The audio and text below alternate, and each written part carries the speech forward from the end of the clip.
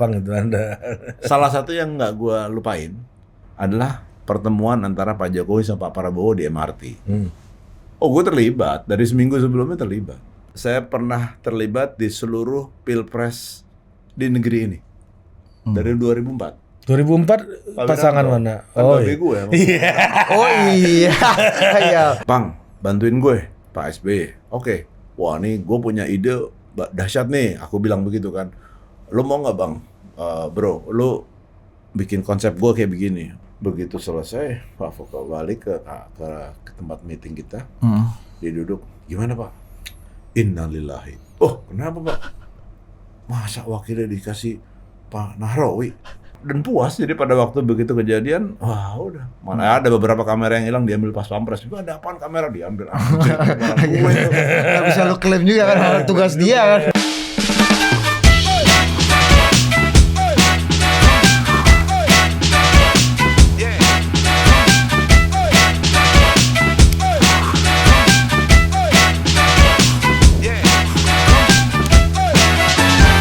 Oke, welcome to Total Politik dan hari ini Wah, kita kedatangan Wahid yang asli. itu brandingnya mantap ya. Kemarin ada yang nggak asli emang. Enggak, di tengah orang-orang pengen jadi Wahid semua. Karena itu kan itu pintu masuk yang sakti Iya, soalnya. betul, Wahid yang asli, betul. Iya kan? Kan ada sekarang ini Gus di NU ini. NU ini kan selalu dicari ketika masa-masa ini kan Masa mobil banyak yang mogok. masa mobilisasi. Mobil banyak yang Masih mobil banyak yang mogok. Jadi ada kita dulu tuh terkenalnya NU struktural, NU kultural. Ya. Sekarang ada NU natural, ada NU naturalisasi. Nah, ini yang natural nih. Natural. Iya. Betul. Kita kenalkan Ya. Ipang Wahid. Gus Ipang Wahid. Gus Ipang Wahid ini ngeri, Bos. Memang orang ini yang dibeli taste-nya sama orang-orang. Betul, itu yang mahal sih. Ya udah 1000 iklan dalam 22 tahun karir konten kreator. Iya. Ini sesepuh konten creator ya. Iya, belum ada konten kreator atau halilintar segala macam, beliau udah konten kreator. Gue kenal Ato dari umur 7 tahun. Oh ya? Serius? Serius, karena gue main sama bapaknya. Oh, Memang pergaulan om. Dia manggil lo om dong, actually ya. Kadang-kadang manggil Gua kira Kalau di ruangnya lebih privat. Emang udah scouting gua kira. Ternyata kawan bapak. Iya. Arif Muhammad itu gue pernah jadi partner dia tahun 2010. Arif Raditya Dika. Oh, di Radit juga. Sama. Jadi perjalanan kita udah kesana kemari lah pokoknya. Dan jangan lupa Gus Ipang ini darah biru yang sohihnya paling NU. Artinya kan biasa NU kan kita tahu kan di dunia intelektual, di dunia pendidikan agama ya kan. Dunia kreatif. Kreatif, ini dunia kreatif nih. Iya, makanya agak outlier juga sebenarnya di kalangan. Merasa jadi outlier nggak di keluarga Wahid ini? Gini, kalau orang tuh kan berusaha mengenukan diri se-NU-NU-nya. Kalau gue udah nggak perlu lah, gue bilang kita udah given. Jadi kalau kata even Gus Ipul bilang ini nih si Ipang ini NU-nya 24 karat. Wah. Karena dia merasa NU-nya nggak sampai segitu. Karena memang kebetulan pendiri NU tiga-tiganya tuh Mbah Buyut saya semua. Gus, mohon izin Gus. Siap. Lu mentang-mentang habis ketemu Pak Bowo mohon izin. Ini Gus, ini kalau nggak saya tahan dia hormat dulu. Gus mohon izin. Nah, udah gitu. Saya tahan. Tolong lebih demokratis. Ya tiga-tiga pendirian. Ya, jadi balik ke situ ya memang kalau kayak Caimin, Gus Ipul itu kan dari satu pendiri ya, Mbah Bisri Sansuri. Mbak Bisri. Kalau Mbak Wahab itu gengnya Romi. Oh, sama-sama ya, pendiri juga. Saya kebetulan tiga Mbah Buyut itu ya keluarga semua. Jadi ya sudah. Jadi walaupun saya dulu gua tuh main di PKS gitu ya. Waduh, dia bilang ini si Ipang murtad dari NU nih. Apa-apalah toh gua juga jari saya jelas gitu kan. Iya, benar. Kita ngambil pusing gitu. Iya, literally 24 karat. Nah, itu memang perlunya kita merekrut orang yang tidak berpuasa di bulan ini bisa berpikir lebih kreatif ini. Lu percaya nggak? Gue pernah kuliah audio 4 semester. Audio recording. Jadi kayak urusan begini segala macam jenis mikrofon tahu gue. Lo ngerti dia. Di mana? Di Seattle. Kuliah waktu di sana. Iya beneran. Artinya Itu bukan seni rupa dulu, Gus. Seni rupa di Indonesia. Oh. Di sana TV production. Jadi music video bisnis. Jadi di zaman tahun 91 nih gue. itu serius banget tuh ya. Serius? Loh, gue itu dulu pernah magang di banyak pada waktu itu zaman Nirvana, Soundgarden, Pearl Jam tahun 91. Ya Nirvana dari Seattle kan? Semua dari Seattle. Iya. Jadi ya Kurt Cobain, gue kalau di pasar terus ketemu sama James Hetfield, Metallica itu udah biasa. Jadi knowledge kita tuh nggak tentang kiai-kiai aja, tapi yang sesungguhnya. Bener. Metal yang sesungguhnya bukan pencitraan. Iya. Yang pencitraan siapa? Emang ada, Gus. Nggak ada lah. Iya. Kayak Ahmad Albar tuh kan metal sesungguhnya. Enggak, itu bukan metal, itu rock ya. 2000 iklan, 1000 iklan dalam 22 tahun. 20 tahun. Gila, itu gimana ya? Setahun berapa iklan tuh ya? Banyak banget, bisa ratusan dong setahun tuh. Iya. Ratusan iklannya. Iya. Ya macam-macam. Jadi tapi poinnya sebenarnya bukan jumlah banyaknya, tapi lu udah kayak dokter. Jadi gue tuh udah kayak dokter. Kayak misalnya lu udah ada gejalanya apa, simptomnya apa? Oh begini gini. Oh lu harusnya begini. Jadi udah sampai kayak gitu. Apa kelebihannya menjadi sutradara iklan? Lu bisa berkomunikasi dalam durasi yang pendek. Kan iklan itu kan 30 detik, 60 detik, 90 detik ya kan. Jadi kita sudah tahu message-nya apa, kita pendekkan, kita padatkan supaya nyampe ke audiens. Dan nggak cuman berkomunikasi tapi juga teringat. Nah, itu kepake banget sama gue sekarang. Oke. Sekarang kan semua orang ngonten, iya kan? Tapi kan ngonten kalau nggak ada isinya buat apa? Message-nya kan harus jelas. Itu satu. Yang kedua, kayak misalnya bikin rilis. Itu kan juga sama. Kan pendek. Nah, bagaimana caranya kita bikin rilis dengan pendek tapi ada hook-nya, tapi ada memorability-nya. Nah, itu nempel banget. Jadi sekarang bikin talking point sama. Jadi kalau misalnya buat klien-klien gue gitu, Pak nanti ngomongnya gini aja Pak, selebihnya terserah Bapak. Bu ini begini aja, ini poinnya di sini, selebihnya ini kalau ada yang aktual, yang sekarang lagi hot ini begini, ntar saya bantuin bikin pantun lah, kayak gitu-gitu. Jangan coba dikonfirmasi, jangan-jangan saya sering melihat Anda ada di panggung, di panggung di pemilu kemarin, at least di saya Pilpres ada, di Pilpres ya. Iya di panggung. Ini kan kadang-kadang kita yang hadir di itu, kan Anda mungkin lihat di TV aja ya, lihat Pak Jokowi dan Kiai Ma'ruf aja. Tapi pas break itu ada orang yang kucuk naik ke atas panggung gitu terus gini-gini ya kan. Itu Mas Ipang tuh salah satu dan ada di beberapa momen tuh Mas Ipang aku lihat tuh. Waktu Pilpres jadi gini. Jangan talking point-nya Pak Jokowi Anda juga yang bantu. Saya bersyukur saya pernah terlibat di seluruh Pilpres di negeri ini. Dari 2004. 2004 pasangan mana? Oh iya. Gue, oh iya. Iya, Wiranto Gusola ya. Iya, benar juga. Oh, itu nggak bayar konsultan iklan Pak Wiranto. Itu sebelum lo bantu PKS ya. Oh, barengan tuh. Hah, barengan. Oh. Jadi dulu tahun 2004 itu PKS ada yang balelo, versinya Anies Mata itu. Faksi sejahtera ini. Faksi itu ke Pak Wiranto. Oh gitu. Karena Wiranto lebih sejahtera. Nah, gimana keterlibatan waktu 2004 tuh, Gus? Di mananya? Ya karena orang tua ya. Iya. Karena dulu kan bapak gua maju, jadi ya harus bantu. Jadi bantu terus. Itu awal-awalnya sih sebenarnya 2004. Waktu itu juga pas baru mulai diminta menjadi konsultannya PKS, bukan diminta menjadi kader PKS. Itu beda bener masalahnya.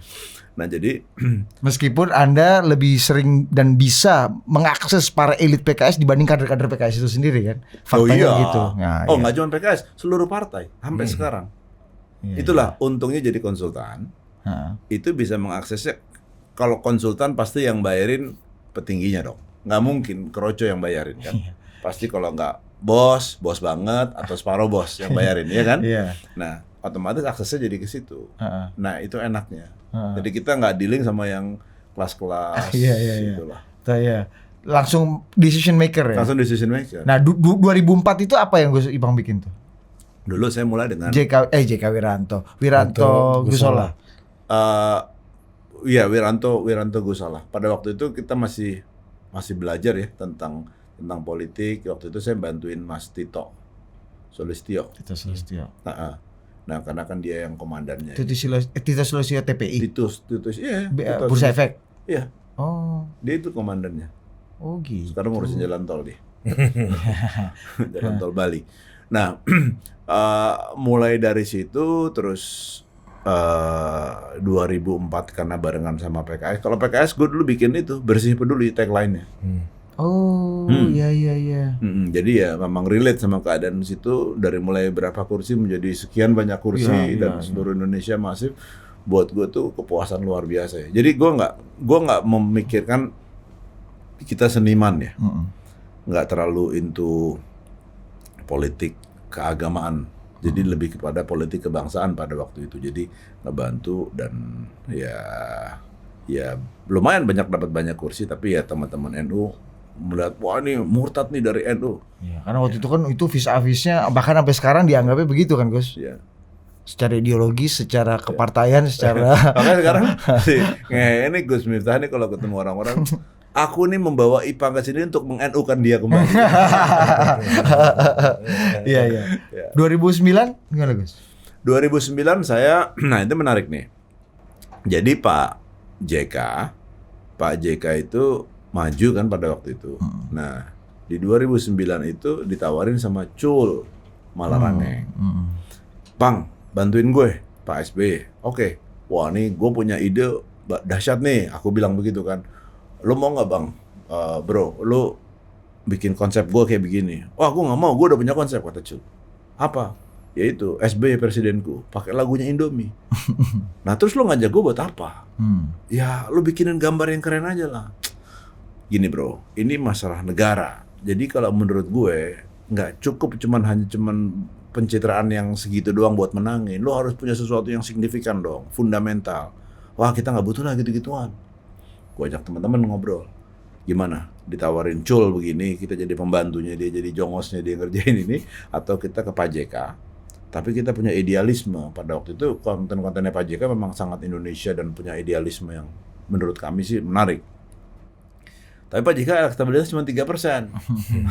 Udah pasti nggak mungkin menang. Iya. Tapi kita punya idealisme. Ya udahlah kita ambil ini aja deh.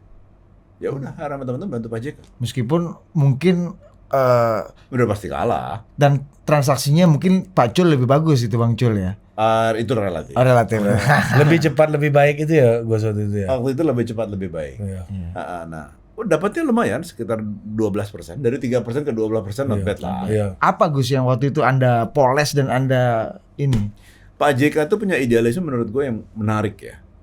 Dia tuh nasionalismenya kuat, terus ya memang karena saudagar ya. Jadi karena udah pernah menjadi bagian dari pemerintahan kan.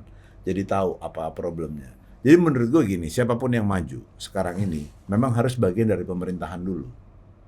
Karena tahu problemnya apa. Karena nomor satu kan adalah mapping masalah. Iya. Kalau misalnya dia nggak tahu, terus bagaimana gitu. Nggak ujuk-ujuk, wah perubahan. Aduh, apanya mau dirubah? Nah jadi yang menurut gue, ya nggak ada yang salah. Tapi paling tidak kita harus salah melihat- menurut lo. Sebenarnya nggak salah lah, cuman kurang bener aja. Kayak gitu. Jadi, nah disitulah Pak JK kekuatannya begitu. Dia punya idealisme, dia punya kemampuan. Cuman ya negara ini kan unik ya. Nggak serta-merta orang yang punya kemampuan itu elektabilitasnya tinggi. Ya jadi ya kan 3 hal. Pertama punya keterkenalan, ya kan. Yang kedua punya kemampuan. Yang ketiga punya logistik. Nah, ini 3 kadang-kadang nggak nyambung. Nah ini siapa yang duluan, nah itu kita nggak tahu. Oke. Terus 2004, 2009 2014 Pak 2014 Pak Jokowi. Jokowi. Sampai 2019. Ya, nah Pak Jokowi juga lucu nih. Jadi 2012 gue bantuin Foke. Iya. Pak Foke nih, Gubernur DKI. Foke lah kalau begitu. Nanti kita masuk ke situ tuh, gue punya 3 nanti. Dari awal-awalnya kita 2006 tuh bantuin Pak Adang. Dapat tugas dari Ustadz Anies Mata. Oh ini masih PKS Masih punya PKS. barang nih ya. Antum bantuin calon gubernur kita ya. Siapa? Namanya Jenderal Adang dari Jatun. Siapa tuh Ustadz? Adalah. Coba kita survei. Awareness-nya 0,7%. Mampus kalau 0,7% awareness, bukan elektabilitas, awareness. Oke lah, kita cobain. Nah, untung pada waktu itu memang PKS kan luar biasa jaringannya. Jadi konsep gue pada waktu itu gue bilang begini, kita punya tagline untuk kader adalah tiada tiang tanpa adang. Jadi seluruh tiang listrik kita adangin itu saat di Jakarta. Adang Dani waktu itu ya, kalau nggak salah. Belum ada Dani itu, masih belum? adang dulu kan pertama. Jadi kita adang Darah Jatun dulu. Wah, lumayan dalam 10 bulan menjadi 90% awareness-nya. 90%? 90% Dari 10 bulan. Dari 0,7. Itu Facebook belum ada tuh, Ri. Iya. Belum ada, itu kerja lapangan banget. Nah itu udah begitu. Cuma nih teman-teman PKS ini kan sangat sensitif masalah asal muasal duit lah. Jadi ya begitu. Jadi itu keran duit macet 1 minggu sebelum kampanye, mampus nggak? Karena apa? Mau kejep-kejep ya kan duit. Yang harusnya di situ badai gurun tuh, operasi badai gurun terjadi tuh harusnya. Iya di situ harusnya udah begitu. Lavulus mampus. Lavulus mampus. Seminggu pula baru sadar asal usul muasal ini Gus ya. Nah, itu. Seminggu jelang election. Iya, jadi udah begitu terus kan seluruh partai melawan PKS. Seluruh Kroyok-kroyokan, dikeroyok. iya. Cuman satu PKS doang. Jadi menurut gue ya kita kalah di situ ya terhormat lah menurut gue sih dari kerja begitu. Dari 0, berapa Gus? Ada 0,7 gitu. Nah terus Iya. habis itu diajak sama Pak Foke berdasarkan yang menang Foke, iya kan? Wah dia ngeliat nih si Ipang bahaya daripada ngerjain gue lagi, gue ajak aja dia. Ajaklah bantuin Pak Foke. Pak Foke di 2012 udah aman semua terus. Calonnya dulu harusnya pasangannya itu sama dari PDIP, Ya. Pak Jenderal Adang Ruhyat Iya, namanya. nah. Udah mau begitu, tiba-tiba datanglah seseorang yang namanya Bapak Joko Widodo dari Solo ini, kucur. Waduh. Jadi kalau ditanya sama orang, Pang lu kalah ya bantuin Foke? Gue bilang gue nggak menang, enggak, gue nggak kalah, gue bilang. Tapi gue tidak mau menahan jalan Tuhan, karena kalau gue menang Pak Jokowi nggak jadi presiden. Ya. Gue nggak mau menghalangi jalannya Tuhan Betul. untuk menjadikan Pak Jokowi presiden. Iya. Dan bener nggak Gus, nih gue atau ada satu mitos yang beredar ya pada waktu itu, ada satu tradisi baru dalam politik Indonesia yang mungkin belum pernah ada. Ketika orang calon yang kalah itu memberikan ucapan selamat dan kasih konsesi concession speech gitu kepada yang menang. Dan waktu itu tradisinya Pak Foke yang dianggap agak non sewu arogan, galak, kaku gitu, tiba-tiba melakukan itu. Nah katanya itu Gus Ipang tuh yang membisikkan di gendang telinganya Pak Foke itu. Story-nya gimana tuh Gus? Jadi Pak Foke ini emang kocak ya. Jadi pada waktu itu kalau saya sebagai konsultan komunikasi, Widi Aswindi sebagai konsultan politik.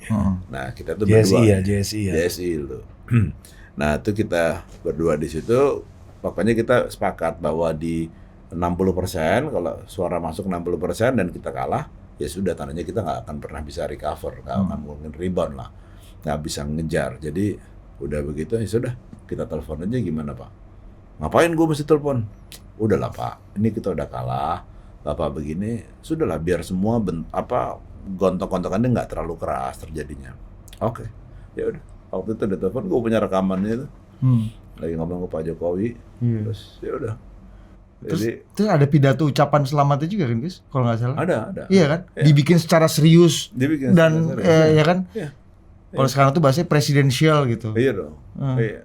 Jadi ya gayanya beda-beda ya. Pada waktu itu kita memilih untuk memberikan ucapan seperti itu gitu. Apa yang membuat Pak Foke yakin dengan cara itu waktu itu? Iya. Dia gubernur incumbent loh. Dia gubernur incumbent, tapi menurut kita juga Pak, kita udah kalah. Kalahnya itu akan lebih enak kalau elegan Pak.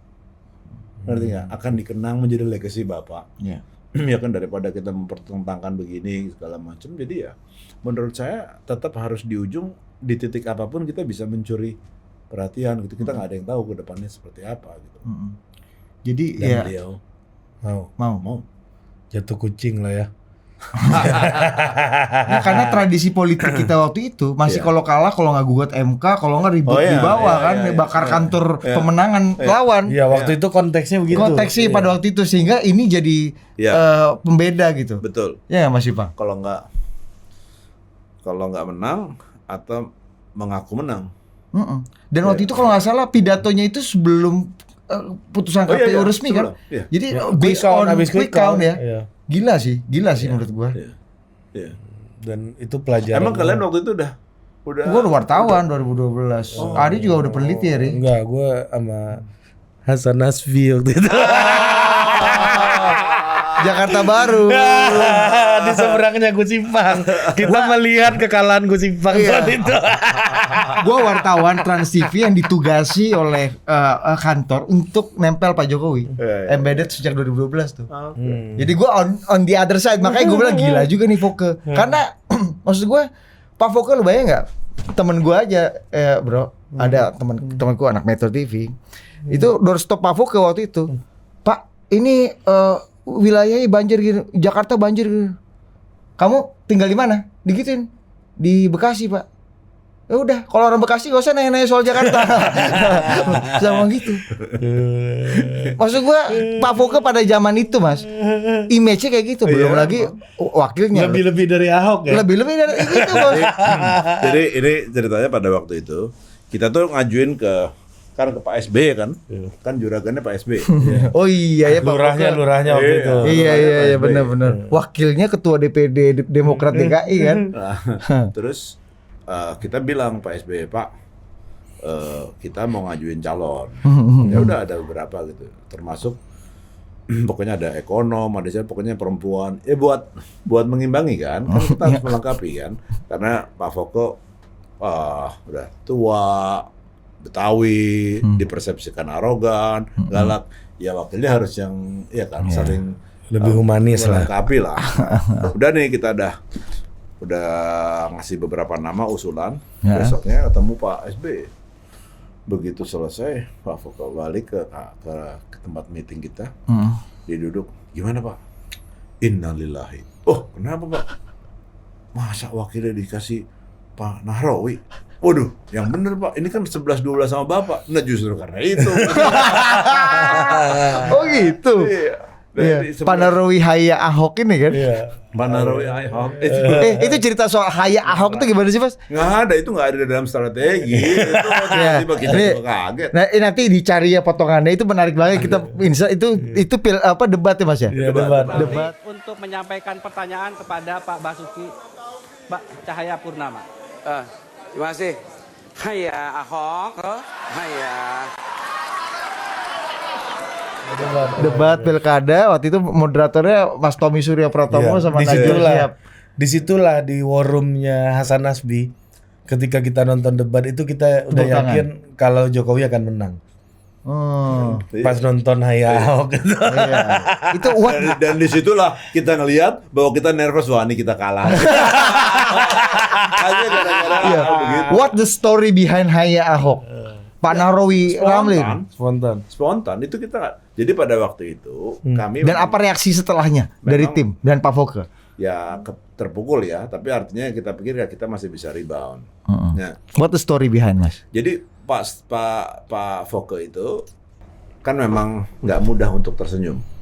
Nah makanya kita selalu ngasih pada waktu misalnya nih kayak ini kamera di sebelah sana, ada orang di sini buat ngingetin atau apa ya, ada beberapa trik-trik lah yang kita lakukan.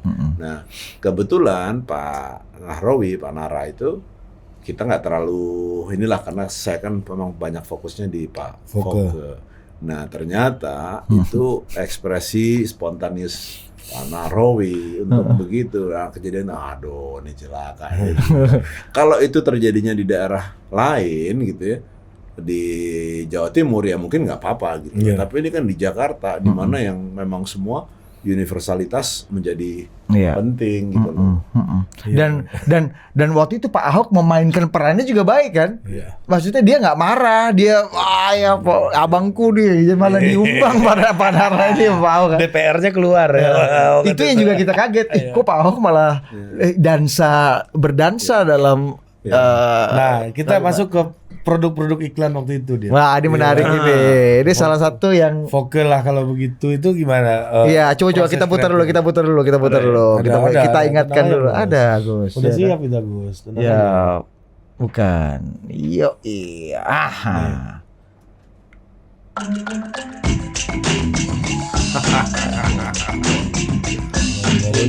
deras nyenyak tidur karena kanalnya banjir timur.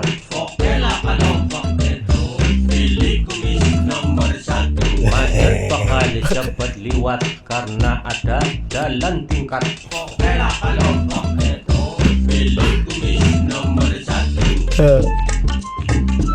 Bagaimana pendapat Kak Roma mengenai kota Jakarta? Pilihlah nomor 1 kalau kita mau maju.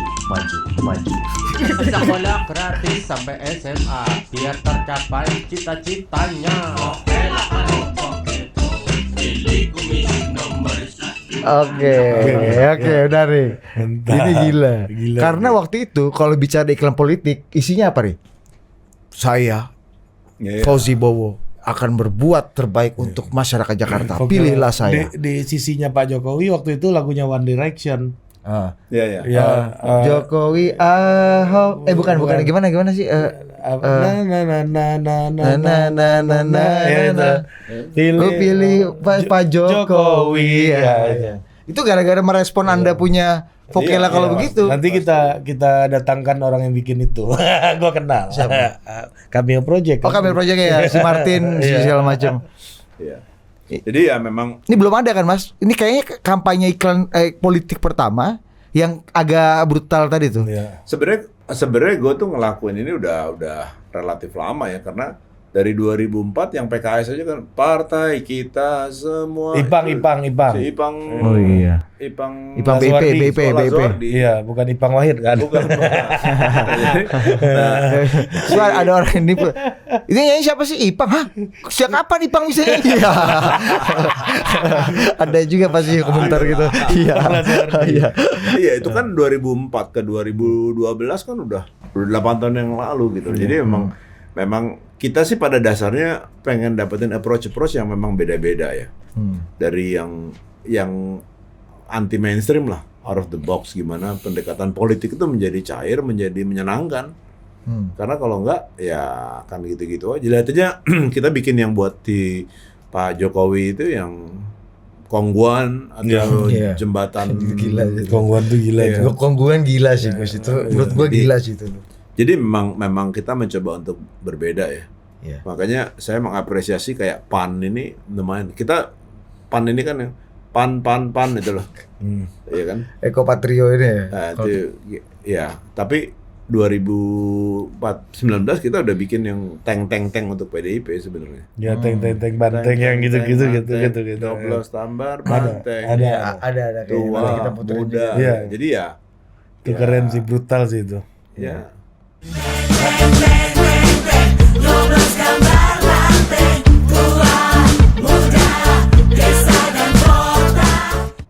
Nah, proses kreatifnya gimana? Itu dapat resistensi nggak dari si klien Gus yang masih konvensional gitu? Belum tentu kan bisa terima itu kan? Belum tentu kliennya mau di Voke lah kalau apalagi kebayangin Pak Voke kan yang seserius itu. Iya. Jadi kayak sakit hati juga Manda harusnya nih kayak gini. Pak Voke bilang, "Pang, lu yakin lo kayak begini?" Yakin, Pak. Ini udah begini, ini harus berbeda. Ini udah nggak bisa begitu. Apalagi kan periode sebelumnya kan dia coblos kumisnya itu kan. Coblos kumisnya, ya kan? 2007 ya? 2000 ya periode itu sama Pak Biakto kan itu. Jadi ya memang menurut kita semakin kesini semakin harus liar, Pak, karena pemilih harus dikasih edukasi yang mereka tidak pernah melihat sebelumnya, dan itu akan nempel. Karena kalau ya gitu-gitu aja, ya nggak ada pembeda, Pak, gitu. Nah disitulah menurut gue Pak Foke jiwa besarnya keluar. Kalau orang kayak Pak Jokowi waktu itu mungkin relatif lebih mudah untuk terima kan. Dia penantang kan. Pakai cara apapun ya udah pakai jin kayak ngomongin orang juga nggak masalah. Dan formulanya Pak Jokowi kan waktu itu memang outlier kan. Kayak Pak Dahlan Iskan kan waktu itu politiknya sangat Dahlan Iskan pakai sneakers apa itu kan model Pak Jokowi juga lah. Model kayak gitu. Jadi seberapa tergantung juga Mas sama produknya nih. Nah, ini bicara produk politik ya. Ini kan lu kalau jualan produk makanan atau apa kan relatif lah ya. Enak enggak segala macam. Kalau produk politik ini kan ya kalau makanan kan nggak mungkin makanannya menolak untuk lu apa-apain. Iya. Tapi kalau produk politik kan sangat tinggi tuh resistensinya tuh. Iya. Terus juga kadang-kadang nih susah juga. Aduh nih apalagi mau ditolong dari barang ini kan. Iya, bisa juga. Pernah ya kan? Wah, sering lah. Hah? Sering. Jadi ya kadang-kadang kalau gini. Kita tuh punya pemahaman yang gampang. Tell the truth but not the whole truth. Jadi gua nggak mau fitnah, Bos. Jadi konten-konten gua tuh nggak ada yang bohong. Iya. Jadi cuman ya kita nggak usah nyeritain semuanya lah. Kalau ada 10, lu kasih tau 1 gitu, sisanya ya kita framing aja. Gitu loh. Jadi nah dari awal siapapun juga sebenarnya kayak begitu gitu. Jadi kita berusaha masuk dalam angle-angle yang berbeda. Kayak Mas Anas Urbaningrum tahun 2010 saya bantuin Mas Anas untuk yang kongres itu. Memimpin dengan hati. Karena Mas Anas kan modelnya orangnya yang kalem kayak gitu. Di sebelah sana Bang Andi Malarangeng kan. Billboardnya di mana-mana kan. Iya. Udah kampanye presidensial itu, Mas. Iya kan? Nah, jadi pada waktu itu saya bilang begini, ini sebenarnya kandidatnya butuh seperti itu atau jangan-jangan konsultannya yang butuh spendingnya banyak. Tapi waktu itu sempat ini juga nggak, Gus? Nyobain pijit-pijit di tendanya Andi Malarangeng itu. Kan ada tempat pijitnya tuh di luar tuh kan. Dia kampanyenya sampai bikin tempat pijit loh. Lo di kongres juga ya Bandung? Iya, ya? refleksi. Bandung kongresnya kan Bandung kan? Iya. Apa dilarang apa? Iya, iya. Kongres yang paling. Gue pernah tanya ke Bang Celi, Bang, gue bilang ini ngapain? Ini kan yang milih kan votersnya orang Demokrat. Ngapain lu pasang billboard Indonesia, pasang di TV iklan ya kan? Bos, ini kan kita pasti menang. Sudah yakin menang lah, nggak pasti sih. Nah ini anak tangga untuk menjadi presiden 2014. Gitu. Jadi memang ini untuk presiden sebenarnya. Karena mungkin hitung-hitungannya masuk barang ini udah menang lagi di internal. Jadi Bang Celi ini, Rizal Malarangeng ini adalah klien gue. Klien gue untuk Mas Sutrisno Bahir. Hidup adalah perbuatan. Ya. Tahun berapa itu? Ini Genjet 2008. Mas, ini Genjet ini nggak ngalamin nih. Sebelum nonton bioskop lihat muka Mas Tris dulu kan ya 2 menit. 2008 Bos. Ya di bioskop muka Mas Tris Bos sebelum film ini kan. Itu voice over suara gue itu. Oh, itu lu. Hidup adalah perbuatan. Wah, gitu-gitulah. Sekali jatuh. Ya, itulah kira-kira begitu kan. Jadi Bang Celi yang megang Mas Tris atau Mas Ipang? Mas Celi. Jadi Bang Celi gini, dia bilang, "Pang, saya tuh punya ide begini." Apa? Saya terobsesi sama Hairil Anwar. Oke. Terus ya pokoknya hidup adalah perbuatan. Terus ya udah, jadi saya gue yang ngembangin Bos. Aduh, ini ya udah akhirnya kita kembangin segala macam sampailah. Jadi kontribusinya Bang Celi hidup adalah perbuatan itu ya. Karena dia itu obsesif memang sama Hairil Anwar, gue tahu Bang Celi. Nah terus udah gitu Bang Celi ini kayaknya ngeliat Mas Tris, wah ini gampang juga naikin barang ini kan. Sampai akhirnya dia juga berpikir, gue juga mau. Muncullah dari Sewil. Dibantu sama Bang Surya Paloh. Kan Metro kan mereka dekat. Iya, dia kan direktur risetnya di Metro kan. Nah, jadi muncullah billboard di Semanggi. Kumis 1 ini kan. RM09. RM09 akhirnya dipecat sama kliennya lagi. Kocak di negara ini. Ya. Mas, tapi lu gimana meyakinkan bahwa kadang-kadang kan gak semua klien lu bagus juga nih kan? Pasti kan ada juga yang nih yang busuk, yang susah terselamatkan ini banyak juga. Banyak lah. Tell the truth but the whole truth kan yang lu bilang untuk publik. Iya. Untuk si kawan ini, klien ini lu gimana? Pak, lu busuk udah gak bisa diselamatkan. Atau Pak, Bapak nih, atau lu umbang habis. Bapak butuh peningkatan. Ya, gimana? How you explain gitu, Bang? Nggak, sebenarnya menarik nih.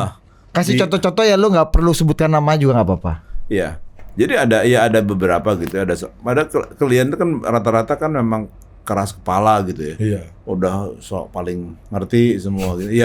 Ya Pak, kalau lu butuh begini, ya lu harus ngelakuin. Pertama, kalau lu popularitasnya tinggi, kalau awarenessnya tinggi, elektabilitasnya tinggi, fine. Tapi kalau misalnya masih rendah, ya nggak bisa Pak.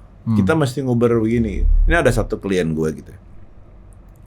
Orangnya pinter, terus awarenessnya rendah, popularitasnya rendah. Padahal dia pengen maju kontestasi. Nah kan susah nih. Lu nggak mau spending pula.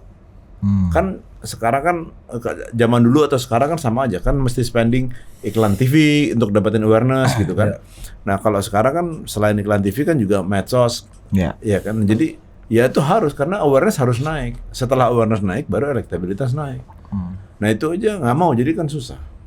Nah kalau zaman dulu modelnya kan top down ya, iklan itu top down dari zaman PSB itu kan ya bersama kita bisa ya kan begitu kan gayanya. Kalau sekarang kan enggak. Jadi kalau gue nyebutnya participative campaign. Jadi ya harus pertama konten harus yang unik, yang kedua cara nyebarinnya juga unik. Nah, harus yang revolusioner. Karena kalau enggak ya gitu-gitu aja. Ya, gue kayak misalnya 2019 gue ngajak Agan Harahap juga. Untuk bikin image Photoshop ya antara Pak Jokowi ketemu sama Bung Karno lah apa segala macam. Oh, Agan tuh lu yang menginisiasi, menginsinuasi. Lu pernah lihat Pak Jokowi yang pang? Pang ya. Itu gue yang buat. Oh. Iya. Yang orang percaya, ya banyak orang percaya itu Pak Jokowi pernah dulu kayak gitu. Pokoknya banyak lah di negara ini yang aneh-aneh itu sebenarnya gue semua. Cuma kita nggak pernah nge-reveal. Iya. Tapi iya benar. Kalau ada keanehan tuh kemungkinan besar dari Gus Ipang itu Anda. Salah satu yang nggak gue lupain adalah pertemuan antara Pak Jokowi sama Pak Prabowo di MRT. Oh, gue terlibat dari seminggu sebelumnya terlibat. Gimana ceritanya? Gimana? Dia memang ada rencana pertemuan itu kan, tapi kan maunya kan semuanya silent ya, karena kan ada beberapa operasi-operasi yang khusus lah. Nah kita terlibat ya karena gue kepengen semuanya itu video yang beredar itu natural ya, jadi semuanya itu pengennya kalau bahasa zaman sekarang tuh adalah netizen captured. Jadi seolah-olah dari netizen yang ngambil. Jadi gue bawa tim gue tuh ada berapa ya, ada 20-an apa lebih gitu ya, gue taruh di setiap titik-titik pemberhentian MRT. Jadi pada waktu kan MRT pasti berhenti, kebuka. Nah ada orang ambil dari luar, itu udah gue siapin, itu tim gue semua. Even sampai di dalam kereta, itu gue udah mikirin gimana caranya nempel kamera yang bisa gue tempel di MRT-nya itu. Karena kan kalau nggak kan susah kan, pertemuan itu kan ada di dalam itu. Terus di Sate Senayan gitu. Itu saking rahasianya sampai protokol istana nggak ada yang tahu, pas pampres juga nggak ada yang tahu. Baru tahu pagi jam 6. Nah kita udah mengerjakan itu dari seminggu sebelumnya, udah ngecek kereta apa segala macam. Dan puas, jadi pada waktu begitu kejadian, wah udah. Mana ada beberapa kamera yang hilang diambil pas pampres. Juga ada apaan kamera diambil. Nggak bisa lu klaim juga kan, tugas dia kan. Betul, tapi ya asik. Jadi pada waktu naruh beberapa orang gitu kan, candid semua. Sutradara politik akhirnya jadi orang nyebutnya. Oh, jadi bahkan yang dianggap reality show itu is not reality show ya? Iyalah. That's the show that you ini drive ya bang? Create ya. Create ya. Iya. Jadi kan akhirnya semua. Kan kelihatannya kayak reality show tuh, yang gambar-gambar yang kita lihat tuh, iya nggak? Maksudnya ya, semua engineer akhirnya. Itu engineer tuh? Ya kayak yang dengan MRT itu. MRT ya. Ya ada beberapa yang bisa gue buka, ada yang nggak bisa gue buka. jadi ya menurut gue most of itu adalah ya natural ada, tapi ada sesuatu yang engineer juga. Karena kalau nggak engineer nanti nggak bisa sesuai dengan apa yang kita mau kan. Iya, jadi ya panggung sandiwara tuh memang ya begitulah kenyataannya kan. Yang menarik nih, masuk ke engineer kayak engineer. Iya. Tapi memang ya sampai outputnya pun udah dipikirkan ya. Harus Gus Ipang. Maksudnya ini pertemuan ini video kan, kalau orang berpikirnya ya video liputan, reportase gitu. Ini bagaimana itu disiarkan pun dipikirkan, termasuk naruh orang pakai handphone banyak gitu kan di situ segala macam ya. Jadi kayak video amatir gitu kan. Kalau di gue ya, karena gue kan konsultan komunikasi politik, bukan konsultan politik aja. Jadi konsultan kamu. Jadi pertama dapat brief. Oke, tanggal segini akan ada pertemuan segini. Oke. Secara strategi kita kepengennya seperti ini. Ya kan? Publik pengennya nge-perceive begini. Oke. Kan otomatis positioning pertemuan tersebut harus diatur. Ya kan, antara pihak Pak Jokowi sama ini. Nah nanti ngomongnya apa? Medianya akan ngomong bagaimana? Ya kan, rilisnya atau bagaimana? Terus nanti ada press conference apa enggak? Nah, bagaimana cara itu tersebar? itu kan juga harus ada pemantik. Betul. Iya kan? Antara pembuat konten sama bagaimana tersebar. Jadi kalau bahasa gue gini, content is king, distribution is queen. Kalau gue nyebutnya begitu. Jadi dua hal ini penting banget. Lo punya konten bagus, nyebarinnya nggak bagus, busuk aja tuh barang. Iya kan? Jadi ya ibaratnya lo main golf, hole in one, tapi nggak ada yang lihat. Sorry Gus, kita belum pernah main golf ini. Iya, dia mentok volley. Itu pun toser terus Gus. Volley itu pun gini terus ya. Umbang terus. Karambol mungkin kita lebih relate Gus. All in one itu sekali mukul langsung masuk. Iya. Itu yang biasa dapat versi itu loh. Tapi orang nggak lihat. Itu pun KD ya kan. Itu pun KD pun kita yang bayar ya kan. Lo main basket, lo shoot dari tengah. Kalau 3 point kan biasa. Ini dari tengah, lapangan tengah, shoot masuk gitu. Wah, gue masukin. Tapi kawan lagi ngobrol semua kan. Ya, atau kameramen lagi minum kan. Lu videoin tadi. Goblok lu videoin. Iya. Kita sering klik. Ini lebih relate tuh. Ya kayak gitu. Kalau golf ini agak kurang nyambung tapi. Beda zaman. Beda aliran. Padahal ya nih, gue kasih tahu nih, Bong, gue kasih tahu. Ini berdua ini namanya nama pasaran. Yang satu Budi, yang satu Ari. Keren. Katro. Dua-duanya ujungnya sama lagi. Yang satu Putra, yang satu Putro.